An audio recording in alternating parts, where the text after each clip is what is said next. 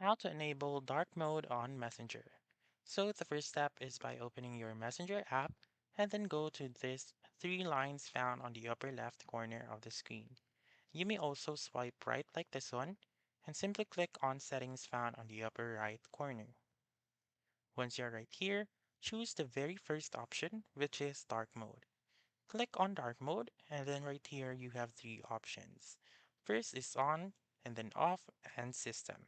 So if you want to turn the dark mode on, simply click on. And if you want the dark mode to be like your system setting, so you may click on system. So once you click system, make sure that you should also choose the dark mode of your phone, like this one. So whenever I choose the light mode, then Messenger will also turn into light mode.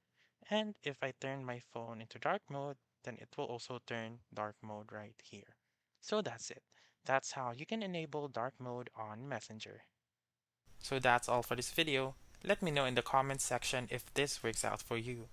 For more helpful tutorials like this, please subscribe to our channel and don't forget to click that notification bell. Thank you for watching and have a wonderful day.